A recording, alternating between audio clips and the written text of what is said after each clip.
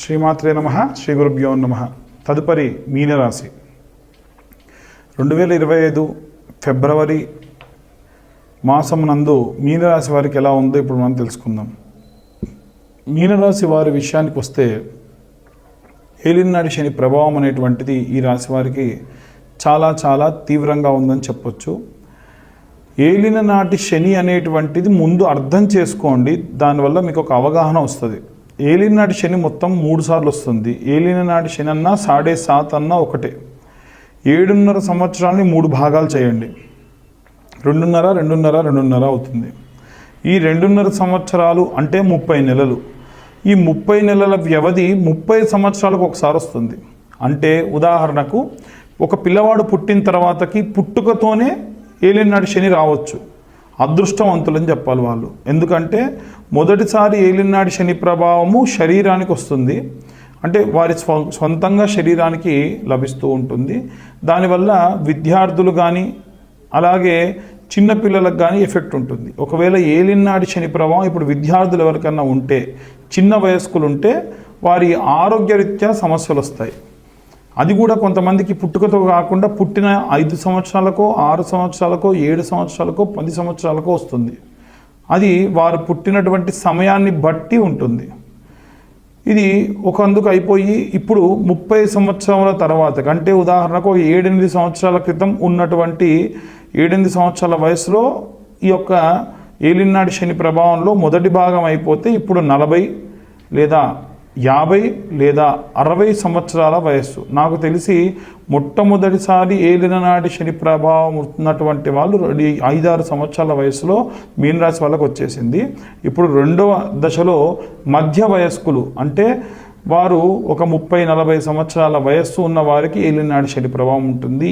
ఇది ఖచ్చితంగా మీ ఇంట్లో ఉన్న వారికి ఎవరికైనా సరే కాస్త ఆరోగ్య సమస్యలు, ఇబ్బందులు, ఏవైనా తీవ్రమైనటువంటి నష్టం జరగవచ్చు. చాలా జాగ్రత్తగా ఉండండి.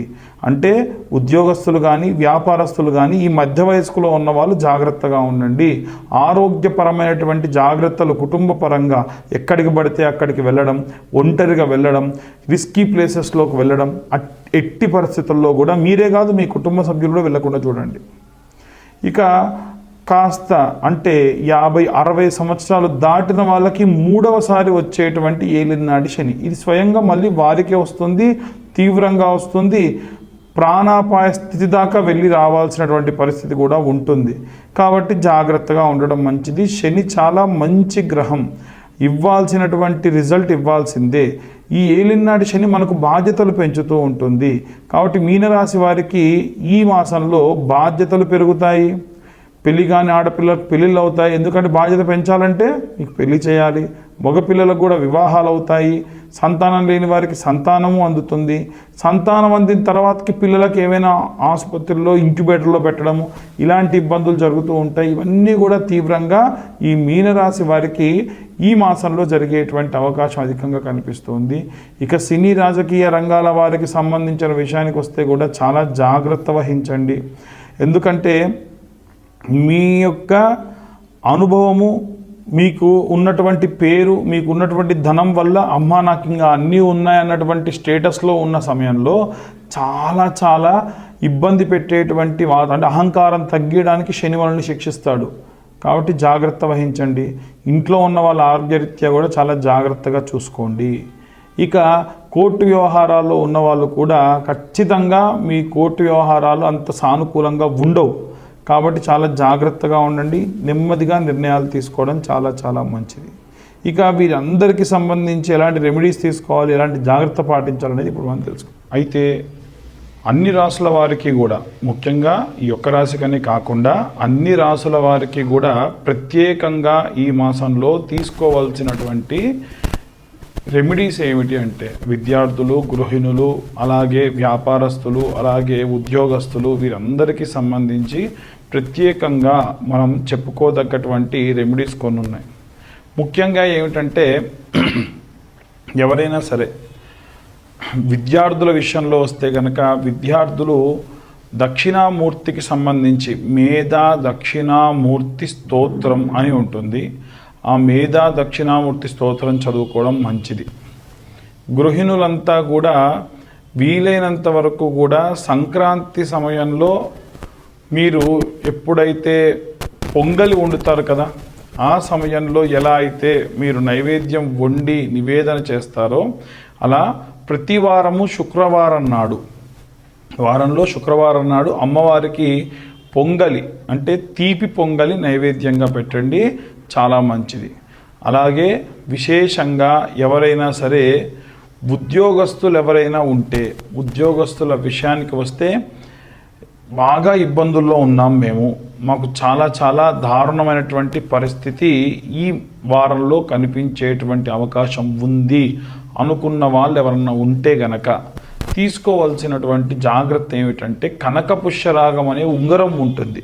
ఈ కనకపుష్యరాగం ఉంగరము మనకి 1200 రూపాయలు ఒక క్యారెట్ చొప్పున ప్రారంభమయ్యి 5000 వరకు కూడా ఉంటుంది. 1200 రూపాయల క్యారెట్ అనేటువంటిది సరిపోతుంది. అలా 1200 రూపాయల క్యారెట్ ఉంగరం 3 క్యారెట్ల నుంచి 4.5 క్యారెట్లు, అంటే వారి హైట్ని బట్టి. ఉదాహరణకు అతను కానీ ఎవరైతే మీ జాతకంలో గురువు బాలేదు అనుకున్న ఉద్యోగస్తులు ఎవరైతే ఉన్నారో వారు గనక 5.5 అడుగులు మించుంటే 3.5 క్యారెట్లు, 5 అడుగులు లోపు ఉంటే గనక 3 క్యారెట్ల ఉంగరము వెండిలో కానీ పంచలోహాల్లో కానీ పెట్టుకోవాలి, బంగారంలోనే పెట్టుకోవాల్సిన అవసరం కూడా లేదు. అలాగే విశేషంగా ఎవరైనా సరే వ్యాపారస్తులు ఉంటే గనక వ్యాపార స్థలంలో ప్రతిరోజు కూడా ఇప్పుడు నేను చెప్పేటువంటి రెమెడీ చేయండి. చాలామంది వ్యాపారస్తులకు మనం ఎప్పుడు చెప్పేది ఏంటంటే శుక్రవారం నాడు చేయమంటాం కదా, అలా కాకుండా గురువారం నాడు ఇప్పుడు నేను చెప్పే రెమెడీ చేయండి. మామూలుగా మనకు బయట ధూప్ కప్స్ దొరుకుతాయి, అవి తెచ్చి వెలిగించుకొని ఉత్తరం వైపు తిరిగి తెల్ల ఆవాలు ఉంటాయి కదా, తెల్ల ఆవాలు అలాగే సాంబ్రాణి 2 కలుపుకోండి. కొంతమంది పొడి చేస్తారు, తెల్ల ఆవాలు పొడి చేసి ఈ యొక్క సాంబ్రాణిలో కలుపుతారు, అలా కూడా చేసుకోవచ్చు. కానీ తెల్ల ఆవాలు అలా వేయడమే చాలా మంచిది. అలా తీసుకొని ఇలా నుదురు దగ్గర పెట్టుకొని ఓం క్లీం కృష్ణాయ నమః. చాలామంది కృష్ణ అంటే కృష్ణ పరమాత్మ పేరు కదా, కృష్ణ అన్నదానికి అర్థం ఏమిటి అని అంటే ఒక్క కృష్ణ పరమాత్మ అనే కాదు, కష్టములన్నీ కడతీర్చేవాడు, కష్టములన్నీ కడతీర్చేటువంటి సమయము అని అర్థం. కాబట్టి ఓం క్లీం కృష్ణాయ నమః అని ఆ యొక్క ఆవాలు అలాగే సాంబ్రాణి నుదురు దగ్గర పెట్టుకొని 5 సార్లు వేయాలి. ఇలా సాంబ్రాణి అది ఇలా పెట్టుకొని 5 సార్లు వేయాలి. ఇలా 11 వారముల పాటు చేయాలి, 11 గురువారాల పాటు చేయాలి. ఈ నెలంతా అయితే చేయండి, మీకు ప్రశాంతంగా ఉంది బాగుంది అనుకుంటే మంచిది. అయితే ఇలా మీరు ఎప్పుడైతే పెట్టుకొని వేస్తూ ఉన్నారో అదే సమయంలో వీలైతే మీ మనసులో ఉన్న కోరిక, ఉదాహరణకు ఉద్యోగస్తులు చేస్తే ఉద్యోగస్తులు ఉద్యోగానికి సంబంధించిన కోరిక, అలాగే వ్యాపారస్తులు కనుక చేస్తే వ్యాపారానికి సంబంధించిన కోరికని కోరుకోవచ్చు. ముఖ్యంగా గుమ్మడికాయ కనుక ఒకవేళ కుళ్ళిపోవడం కానీ పండిపోవడం కానీ జరిగిందనుకోండి, ఎట్టి పరిస్థితుల్లో చాలామంది చేసేటువంటి తప్పు ఏంటంటే అదే ఉట్టిలో మళ్ళీ కొత్త గుమ్మడికాయ ఏ రోజు పడితే ఆ రోజు మంచి పసుపు రాసేయాలి పెట్టేయాలి, ఇలా చేస్తూ ఉన్నారు. ఎట్టి పరిస్థితుల్లో అలా చేయకండి.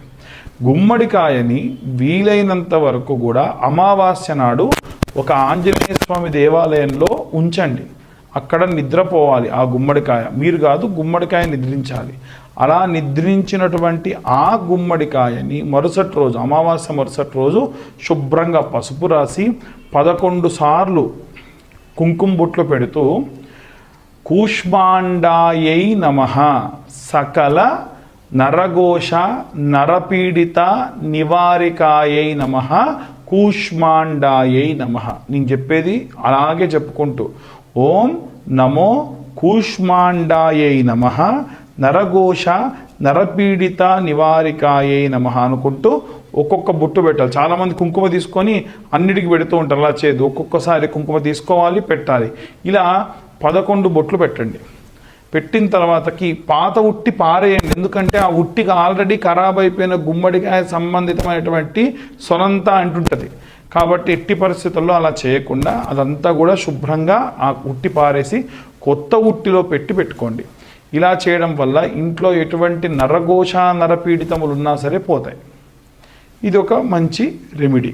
ఆ తర్వాతకి ఇంకొక విషయం ఏంటంటే, ఎవరైనా కోర్టు గొడవలు అలాగే కోర్టుకు సంబంధించినటువంటి వ్యవహారాల్లో ఇబ్బందులు పడుతూ ఉన్నారు, సినీ రాజకీయ రంగాల వారు ఎవరైతే ఉన్నారో, అంటే భారీ పని, ఒక పెద్ద పని, ఒక మంచి ప్రాజెక్టు గురించి వెళ్తున్నారు అనుకోండి, ఏం చేయాలి అని అంటే, అమ్మవారి గుడికి వెళ్ళి మనకు గుమ్మడి పండు ఉంటుంది, ఆ గుమ్మడి పండు పైన కర్పూరం పెట్టి వీలైతే ఆ దేవాలయంలో అమ్మవారికి దిష్టి తిప్పి, కర్పూరం వెలిగించి దిష్టి తిప్పి దాన్ని ఈశాన్య భాగంలో కొట్టేసి వెనక్కి తిరిగి చూడకుండా వెళ్ళిపోండి.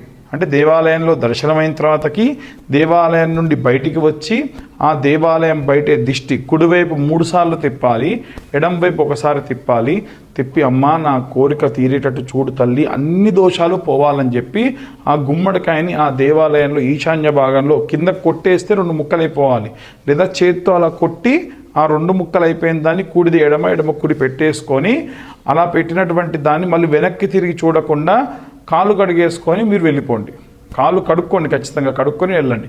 ఇలా చేయడం వల్ల ఎవరైనా సరే కోర్టు పనులకు వెళ్తున్నటువంటి వాళ్ళు కానీ, విడాకుల కోసం ఇబ్బంది పడుతూ చాలామంది ఇబ్బందులు పడుతున్న వాళ్ళు కానీ, ఎవరైనా సరే అనవసరంగా మీ పైన వచ్చినటువంటి ఆ కేసు పోవాలంటే కూడా ఈ రెమెడీ పాటించడం చాలా చాలా చాలా ఉత్తమం. ఇలా చేయడం వల్ల అన్ని వర్గాల వారికి, ఇప్పుడు నేను చెప్పిన సినీ రాజకీయ రంగాల వారికి, ఉద్యోగస్తులకి, అలాగే విద్యార్థులకి, గృహిణులకి, అందరికీ సంబంధించిన విషయం. వివాహం కావట్లేదు అన్న వాళ్ళు ఎవరైతే ఉంటారో ఖచ్చితంగా ఎక్కడైనా స్వయంభూగా వెలిసినటువంటి దేవాలయం, మనకు హైదరాబాద్లో అయితే మా గురువుగారి దేవాలయమే ఉంది, భక్తాంజనేయ స్వామి దేవాలయం అని 100 సంవత్సరాల క్రితమే అక్కడ స్వామివారు ఎప్పుడు వెలిసారో తెలియదు, పిడుగుపడి ఒక కొండ ఇంకో కొండను ఢీకొంటే ఆయన వెలిశారు. కొత్తపేట భక్తాంజనేయ స్వామి దేవాలయం అని మీరు ఆన్లైన్లో కొడితే వస్తుంది. మళ్ళీ మాకు ఫోన్ చేసి అడిగే పని లేదు, మీరు ఆన్లైన్లో భక్తాంజనేయ స్వామి దేవాలయం కొత్తపేట మారుతి నగరం కొడితే వస్తుంది. ఆ దేవాలయంలో మంగళవారము శనివారము విరివిగా ముడుపులు కడుతూ ఉంటారు. వివాహం కాని వాళ్ళు ఎవరన్నా ఉంటే ఆ దేవాలయానికి వెళ్ళి ఒక 200-250 ఆయనకి ఇస్తే పూజ చేసి మీకు ఇస్తారు. అక్కడ ఎలా ప్రదక్షిణ చేయాలి, ఎలా మీరు ఆ ముడుపు కట్టాలి అనేది చెప్తారు. వెళ్ళేటప్పుడు కొబ్బరి బోండం, పైన పిలక ఉన్న కొబ్బరి బోండము, జాకెట్ ముక్క, పసుపు కుంకుమ, 11 నాణెములు, అవి రూపాయి బిళ్ళలు కానివ్వండి, 2 రూపాయల బిళ్ళలు కానివ్వండి, 11 నాణెములు కావాలి. అవి తీసుకొని ఆ దేవాలయానికి వెళ్ళండి. వివాహం కాని వారికి సంబంధితమైనటువంటి వివాహ దోషములన్నీ కూడా పోగొట్టేటువంటి దేవాలయం.